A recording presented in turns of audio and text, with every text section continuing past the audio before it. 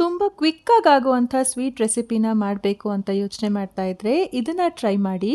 ಕೇವಲ 5 ನಿಮಿಷದಲ್ಲಿ ಹೆಲ್ದಿಯಾಗಿರುವಂಥ ಅಷ್ಟೇ ಟೇಸ್ಟಿಯಾಗಿರುವಂಥ ಒಂದು ಸ್ನ್ಯಾಕ್ನ ರೆಡಿ ಮಾಡ್ಕೊಂಡು ಬಿಡ್ಬೋದು.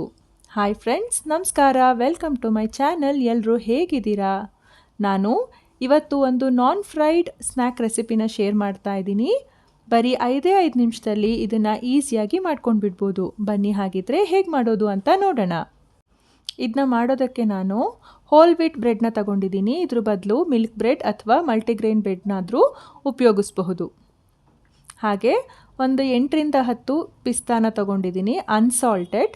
ಹಾಗೆ ಒಂದು 6 ಬಾದಾಮಿ, ಒಂದಷ್ಟು ಒಣ ದ್ರಾಕ್ಷಿ, ಹಾಗೆ 2 ಡೇಟ್ಸ್, 1 ವಾಲ್ನಟ್ ತಗೊಂಡಿದ್ದೀನಿ. ವಾಲ್ನಟ್ ತುಂಬ ಹಾಕಿದ್ರೆ ಕಹಿ ಆಗುತ್ತೆ, ಹಾಗಾಗಿ ಒಂದೇ ಒಂದನ್ನು ಬಳಸ್ತಾ ಇದ್ದೀನಿ. ಹಾಗೆ ಕೇನ್ ಶುಗರ್ ತೊಗೊಂಡಿದ್ದೀನಿ. ಇದ್ರ ಬದಲು ನೀವು ವೈಟ್ ಶುಗರ್ ಅಂದರೆ ನಾರ್ಮಲ್ ಶುಗರ್ ಅಥವಾ ಬೆಲ್ಲನಾದರೂ ಉಪಯೋಗಿಸ್ಕೋಬಹುದು.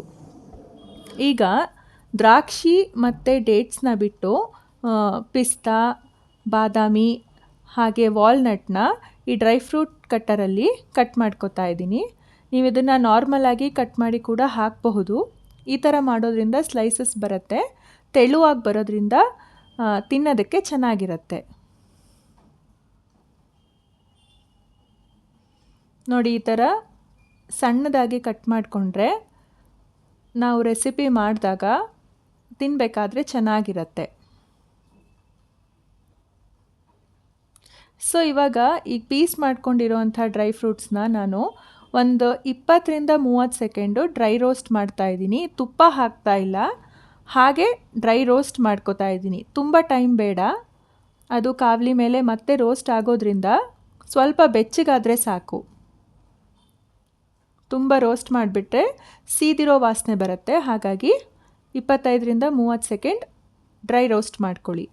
ಹಾಗೆ ಡೇಟ್ಸ್ನ ಕಟ್ ಮಾಡ್ಕೋತಾ ಇದ್ದೀನಿ. ಇದಕ್ಕೆ ನೀವು ಯಾವುದೇ ಡ್ರೈ ಫ್ರೂಟ್ಸ್ನ ಬೇಕಾದರೂ ಹಾಕ್ಕೋಬೋದು, ಗೋಡಂಬಿನ ಕೂಡ ಸೇರಿಸ್ಕೋಬೋದು. ದ್ರಾಕ್ಷಿ ಪುಟ್ಟದಾಗಿದ್ದರೆ ಹಾಗೆ ಹಾಕ್ಕೊಳ್ಳಿ, ಇಲ್ಲಾಂದರೆ ಸ್ವಲ್ಪ ಕಟ್ ಮಾಡಿ ಹಾಕಿದ್ರೂ ಟೇಸ್ಟ್ ಚೆನ್ನಾಗಿರುತ್ತೆ.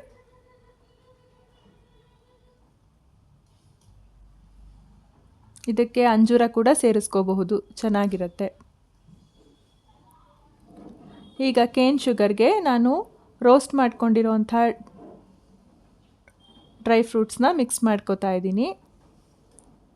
ಹಾಗೆ ಖರ್ಜೂರ ಮತ್ತು ದ್ರಾಕ್ಷಿನ ಕೂಡ ಸೇರಿಸ್ಕೊಂಡು ಸಕ್ಕರೆ ಜೊತೆಗೆ ಅದು ಚೆನ್ನಾಗಿ ಹೊಂದ್ಕೋಬೇಕು, ಹಾಗೆ ಮಿಕ್ಸ್ ಮಾಡ್ಕೋತಾ ಇದ್ದೀನಿ. ನೀವಿಲ್ಲಿ ಬೆಲ್ಲನ ಕೂಡ ಹೆರೆದ್ಬಿಟ್ಟು ಹಾಕ್ಬೋದು, ಇಲ್ಲ ಬಿಳಿ ಸಕ್ಕರೆನ ಬಳಸ್ತಿದ್ರೆ ಪೌಡರ್ ಮಾಡೋ ಅವಶ್ಯಕತೆ ಇಲ್ಲ. ಹಾಗೆ ಹಾಕಿದ್ರೂ ನಾವು ಕಾವಲಿ ಮೇಲೆ ಬಿಸಿ ಮಾಡಿಕೊಂಡಾಗ ಅದು ಕರಗತ್ತೆ, ಚೆನ್ನಾಗೇ ಬರುತ್ತೆ. ಈಗ ಬ್ರೆಡ್ ಸ್ಲೈಸಸ್ ಎಡ್ಜಸ್ನ ಕಟ್ ಮಾಡ್ಕೋತಾ ಇದ್ದೀನಿ. ನಾನು ಡ್ರೈ ಫ್ರೂಟ್ಸ್ ಸ್ಟಫಿಂಗ್ ಹಾಕ್ತಾ ಇರೋದ್ರಿಂದ ಸೀಲ್ ಮಾಡ್ಕೊಳ್ಳೋದಕ್ಕೆ ಇದಿದ್ದರೆ ಕಷ್ಟ ಆಗುತ್ತೆ, ಹಾಗಾಗಿ ಎಡ್ಜಸ್ನ ಕಟ್ ಮಾಡಿ ಇಟ್ಕೋತಾ ಇದ್ದೀನಿ. ಈ ಎಡ್ಜಸ್ನ ವೇಸ್ಟ್ ಮಾಡೋದ್ರ ಬದಲು ಮಿಕ್ಸರ್ಗೆ ಹಾಕಿ ಬ್ರೆಡ್ ಕ್ರಮ್ಸ್ ಮಾಡಿಟ್ಕೋಬಹುದು. ಈಗ ಬ್ರೆಡ್ ಸ್ಲೈಸಸ್ನ ನೀರಲ್ಲಿ ಡಿಪ್ ಮಾಡಿ ನೀರನ್ನೆಲ್ಲ ಹಿಂಡ್ಕೊಂಡು ತೆಗೆದಿಟ್ಕೋತಾ ಇದ್ದೀನಿ. ಹೀಗೆ ಹಾಕಿ ತೆಗೆದು ಬಿಡಬೇಕು. ತುಂಬ ಹೊತ್ತು ನೀರಲ್ಲೇ ಬಿಟ್ಟರೆ ಹಿಟ್ಟಾಗಿಬಿಡತ್ತೆ, ಸ್ಟಫಿಂಗ್ ಮಾಡ್ಕೊಳ್ಳೋದಕ್ಕೆಲ್ಲ ಬರೋದಿಲ್ಲ. 1 ಸೆಕೆಂಡ್ ಹಿಂಗೆ ಡಿಪ್ ಮಾಡಿ ತೆಗೆದು ನೀರಿನ ಅಂಶ ಇಲ್ದಲೇ ಇರೋ ಥರ ಹೀಗೆ ಹಿಂಡ್ಕೊಂಡು ಬಿಡಬೇಕು.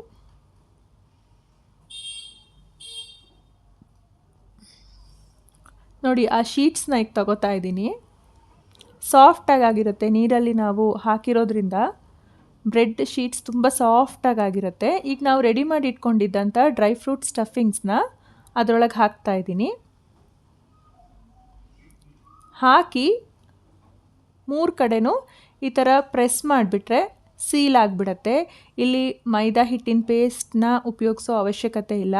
ನಾವು ನೀರಲ್ಲಿ ಆಲ್ರೆಡಿ ಅದನ್ನು ಡಿಪ್ ಮಾಡಿ ಇಟ್ಕೊಂಡಿರೋದ್ರಿಂದ ಶೀಟ್ಸ್ ಆಲ್ರೆಡಿ ಮಾಯಿಸ್ಟ್ ಆಗಿರುತ್ತೆ. ಹಾಗೆ ನಾವು ಒಂದು ಸ್ವಲ್ಪ ಜೆಂಟಲಾಗಿ ಪ್ರೆಸ್ ಮಾಡಿಬಿಟ್ರೆ ಸೀಲ್ ಆಗಿಬಿಡತ್ತೆ.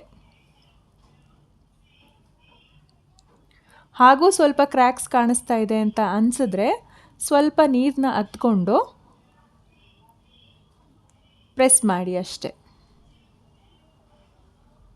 ನೋಡಿ ಈ ಥರ ಸೀಲ್ ಆಗಿಬಿಡತ್ತೆ.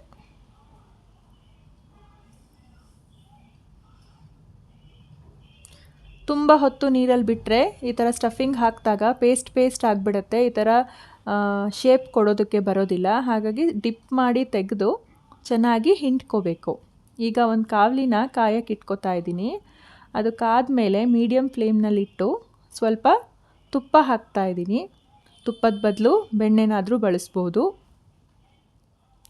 ಕಾವಲಿ ಕಾದ್ಮೇಲೆ ಹಾಕಿ, ಇಲ್ಲಾಂದರೆ ಬ್ರೆಡ್ ಶೀಟ್ಸು ಮಾಯ್ಸ್ಟ್ ಆಗಿರೋದ್ರಿಂದ ಕಾವಲಿಗೆ ಅಂಟ್ಕೊಂಡು ಬಿಡತ್ತೆ. ಸ್ವಲ್ಪ ಕಾದ್ಮೇಲೆ ತುಪ್ಪ ಹಾಕಿಬಿಟ್ಟು ಹಾಕಬೇಕು.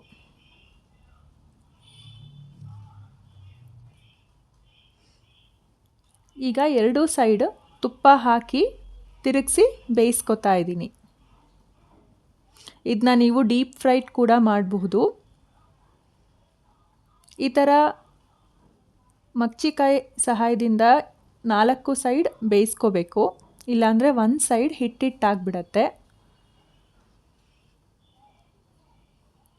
ತುಪ್ಪ ಅಥವಾ ಬೆಣ್ಣೆನ ಬಳಸಿ ಎರಡೂ ಸೈಡ್ ಕ್ರಿಸ್ಪ್ ಆಗೋವರೆಗೂ ಬೇಯಿಸ್ಕೋಬೇಕು. ಹೊರಗಡೆ ಲೇಯರ್ ಎಲ್ಲ ಕ್ರಿಸ್ಪಿಯಾಗಿರುತ್ತೆ, ಒಳಗೆ ಅಷ್ಟೇ ಸಾಫ್ಟಾಗಿ ಬೆಂದಿರುತ್ತೆ.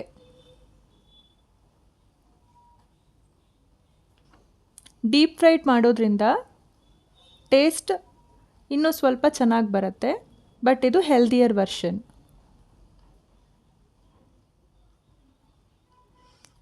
ಸಂಜೆ ಟೀ ಟೈಮ್ಗಾಗಿರ್ಬೋದು ಅಥವಾ ಮಕ್ಕಳ ಸ್ನ್ಯಾಕ್ ಬಾಕ್ಸಿಗೆ ಪ್ಯಾಕ್ ಮಾಡೋಕ್ಕೆ ತುಂಬ ಈಸಿಯಾಗಿ ಮಾಡ್ಕೊಳ್ಬೋದಾದಂಥ ಒಂದು ಸ್ವೀಟ್ ರೆಸಿಪಿ. ನಾನು ಹೇಳಿದ ಹಾಗೆ ಹೊರಗಡೆ ಎಲ್ಲ ಕ್ರಿಸ್ಪ್ ಆಗಿದೆ, ಒಳಗಡೆ ನೋಡಿ ಅಷ್ಟೇ ಮಾಯ್ಸ್ಟಾಗಿ ಸಾಫ್ಟಾಗಿದೆ. ಸ್ಟಫಿಂಗ್ ಎಲ್ಲ ಎಷ್ಟು ಚೆನ್ನಾಗಿ ಕಾಣ್ತಾ ಇದೆ. ನಾನಿಲ್ಲಿ ಖರ್ಜೂರ ಮತ್ತು ದ್ರಾಕ್ಷಿನ ಬಳಸಿರೋದ್ರಿಂದ ಸಕ್ಕರೆನ ಸ್ವಲ್ಪ ಕಡಿಮೆ ಉಪಯೋಗಿಸಿದ್ದೀನಿ. ವಿಡಿಯೋ ಇಷ್ಟವಾಗಿದ್ದಲ್ಲಿ ಲೈಕ್ ಮಾಡಿ, ಫ್ರೆಂಡ್ಸ್ ಆ್ಯಂಡ್ ಫ್ಯಾಮಿಲಿ ಜೊತೆಗೆ ಶೇರ್ ಮಾಡಿ, ಹಾಗೆ ನನ್ನ ಚಾನಲ್ನ ಸಬ್ಸ್ಕ್ರೈಬ್ ಮಾಡ್ಕೊಳ್ಳೋದನ್ನು ಮರಿಬೇಡಿ. ಇನ್ನಷ್ಟು ಈಸಿಯಾಗಿ ಪ್ರಿಪೇರ್ ಮಾಡ್ಕೊಳ್ಬಹುದಾದಂಥ ರೆಸಿಪಿ ಜೊತೆಗೆ ಮತ್ತೆ ಸಿಗ್ತೀನಿ. Thank you for watching. See you.